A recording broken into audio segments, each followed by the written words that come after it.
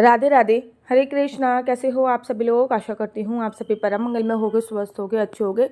आज इस वीडियो में मैं आप लोगों को बताने वाली हूँ कि अगर आप भी नवरात्रियों का कलश रखते हो, नवरात्रि में कलश स्थापना बहुत बहुत ज़्यादा आवश्यक होता है। और अगर आप भी नवरात्रि में कलश की स्थापना करते हो तो आपको कलश के अंदर क्या क्या डालना है, कलश को कैसे स्थापित करना है, कलश स्थापना जिसको घट स्थापना भी बोला जाता है उसका शुभ मुहूर्त क्या है, ये सभी मैं आपको आज की वीडियो के माध्यम से बताने जा रही हूँ।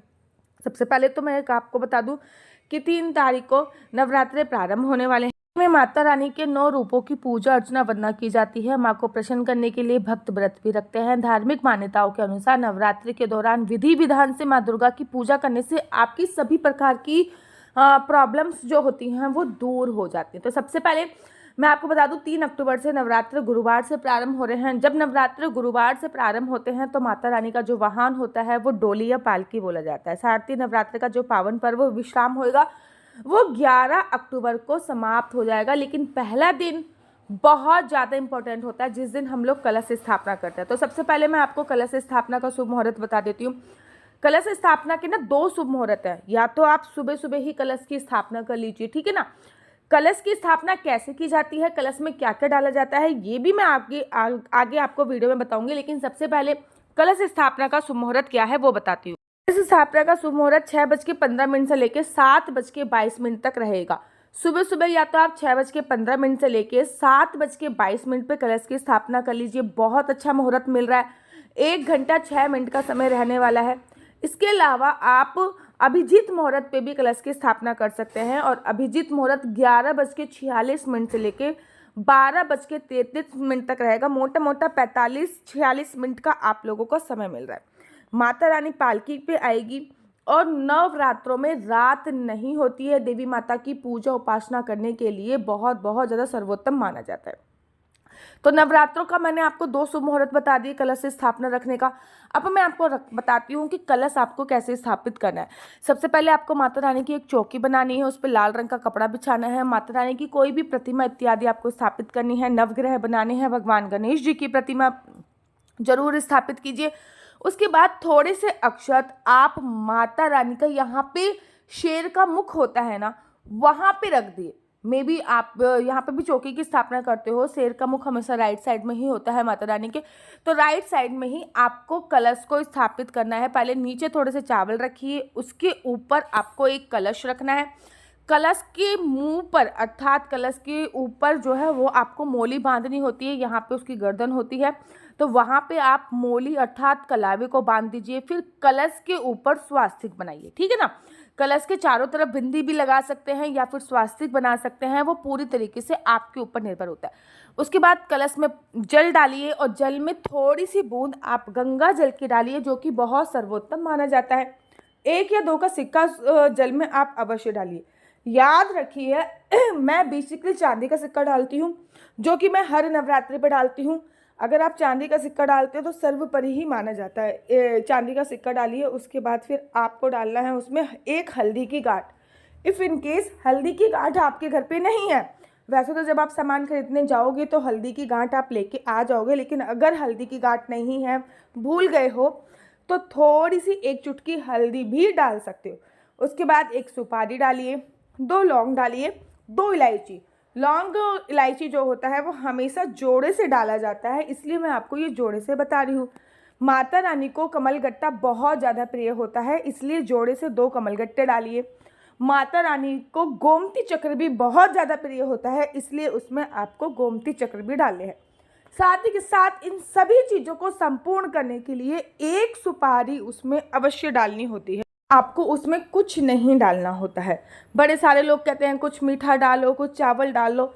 9 दिन के अंदर वो चावल और जो मीठा होता है वो खराब हो चुका होता है, इसलिए चावल और मीठा कुछ भी नहीं डाला जाता। लौंग, इलायची, सुपारी, हल्दी की गांठ, 1 या 2 का सिक्का जो होता है, ये सभी चीज़ें डाली जाती हैं। कुल मिला के 7 चीज़ें मैंने आपको बताई हैं। इनमें से जो भी चीज़ आपके पास उपलब्ध है तो कम से कम 5 चीज़ें तो डाल ही लीजिए। उसके बाद बारी आती है, कोई कोई कलश के ऊपर केवल और केवल ढक्कन लगा के उस पे ऊपर दीप प्रज्वलित करता है। ये कहीं कहीं पे होता है, लेकिन बेसिकली मैं क्या करती हूँ, मैं उसके बाद उसके ऊपर पंच पल्लव अर्थात 5 आम के पत्ते हो गए या फिर 5 आम के पत्ते हो गए या फिर 5 अशोक के पत्ते रख देती हूँ। याद रखिए जब आप पत्ते रख रहे हो तो पत्ते के ऊपर भी आपको रोली और हल्दी का तिलक जरूर और ज़रूर लगाना है। जब आपने पत्तों के ऊपर रोली हल्दी का तिलक लगाया फिर 5 पत्ते आप उस कलश पर रख दीजिए। अब बारी आती है नारियल रखने की। नारियल के ऊपर या तो माता रानी की चुन्नी लगाइए, नहीं तो नारियल के ऊपर आप कलावा भी लगा सकते हैं। और उसके बाद वो जो चुन्नी है या फिर वो जो कलावा आपने नारियल पे लगाया है वो कलावा आपको उस नारियल के ऊपर रखना है। इसको कहते हैं घट स्थापना या फिर कलश की स्थापना करना। एक बार यहाँ पे आपने कलश रख दिया है, वो कलश वहाँ से हिलना नहीं चाहिए। 9 दिन तक वो कलश वहीं पे स्थापित हो जाता है। हम लोग उस कलश को मूव नहीं कर सकते हैं। अच्छा, बड़े सारे लोग कहते हैं कि भाई नारियल की आँख यहाँ पे होती है, वहाँ पे रखना चाहिए। नारियल कैसे रखना चाहिए, संपूर्णतः आपके ऊपर निर्भर करता है। नारियल रखना ही सबसे ज़्यादा सर्वोत्तम है। अब नारियल को ऊंचा रखो, नीचे रखो, आँख वाला ऊपर रखो, ये ऊपर रखो, ये नीचे रखो, ये छोटी मोटी चीज़ें देखोगे ना तो आप पूजा अर्चना वंदना में ध्यान ही नहीं दे पाओगे। जैसे माता रानी रखवाएंगी नारियल आप वैसे रख लीजिए। वैसे अगर मैं शुद्ध हिंदी भाषा में बताऊं तो यहाँ पे नारियल की आँख वगैरह होती है वो आपकी तरफ होनी चाहिए। नारियल रखने का सही विधान यही होता है। उसके बाद जब आप नारियल रख देते हो तो नारियल के ऊपर भी हल्की सी हल्दी लगाइए और हल्का सा रोली लगा के तिलक कीजिए, तो ये आपकी घट स्थापना होगी। अब आप डेली जब पूजा अर्चना वंदना करोगे, नित्य नियम में से जब पूजा अर्चना वंदना करोगे तो इसमें हल्की सी रोज़ पानी की छींटे डालते हैं और हल्का सा आपको हल्दी और रोली का तिलक लगाना होता है। हल्का सा रोज़ इसकी नित्य पूजा अर्चना वंदना करनी होती है। इसको धूप दीप दिखाना होता है, क्योंकि जितने भी आपके देवी देवता होते हैं वो कलश में आकर ही विराजमान होते हैं। ऐसा शास्त्रों में बताया गया है। सभी देवी देवताओं का आह्वान हम लोग कलश में करते हैं, इसलिए कलश स्थापना बहुत ज़्यादा जरूरी होती है। कलश स्थापना का रीजन भी यही होता है। तो आशा करती हूँ कि आपको पूरी महत्वपूर्ण बातें समझ में आ गई होंगी। कलश एक बार रख गया फिर कलश स्थापित हो चुका होता है, फिर उसको मूव नहीं करना होता है। कलश आप अपने हिसाब से ले सकते हैं। मिट्टी का कलश ले सकते हैं, पीतल का कलश ले सकते हैं, तांबे का कलश ले सकते हैं, स्टील का कलश ले सकते हैं। और जब नवरात्रों के बाद दशहरे वाले दिन जब चौकी हटाई जाती है तो जो ये कलश होता है ना, इस कलश का पानी पूरे घर में छिड़का जाता है, इंक्लूडिंग टू योर बालकनी। आपकी बालकनियाँ हो गई, वॉशरूम को छोड़कर ये जो कलश का पानी है ये बहुत अभिमंत्रित पानी हो चुका होता है, क्योंकि 9 दिन तक इसके सामने पूजा अर्चना वंदना हुई है। 9 दिन तक ये बहुत पवित्र हो गया है पानी। अब इसको पूरे घर में छिड़कना चाहिए। जब ये पानी हम पूरे घर में छिड़क देते हैं तो किसी भी प्रकार की नेगेटिविटी हमारे यहाँ पे नहीं रहती है। तो अगर आप लोग अपनी कुंडली मुझसे दिखवाना चाहते हैं तो मेरा नंबर है 4 बार 9 20 25 65। दोबारा से रिपीट करती हूँ, 4 बार 9 20 25 65। आप लोग अपनी कुंडली दिखवाना चाहते हैं तो इस नंबर पर मुझे व्हाट्सएप कीजिए। कुंडली देखना बिल्कुल भी फ्री नहीं है, कुंडली देखने के थोड़े से चार्ज है। आप जॉब करोगे, बिजनेस करोगे, आपका शादी का योग कब बन रहा है, ये सभी जानकारी मैं आपको कुंडली के माध्यम से प्राप्त कराती हूँ। इसलिए केवल और केवल आपको मुझे अपनी डेट ऑफ बर्थ भेजनी होगी। अगर आपको टाइम पता है तो बहुत अच्छी बात है, अगर टाइम नहीं पता तो आप जिस जगह पे पैदा हुए हो वो भी आधार माना जा सकता है। डेट ऑफ बर्थ और टाइम के आधार पे आपकी पूरी कुंडली मैं बनाती हूँ। उसके बाद फ़ोन करके मैं आपको संपूर्णतः कुंडली की जानकारी देती हूँ।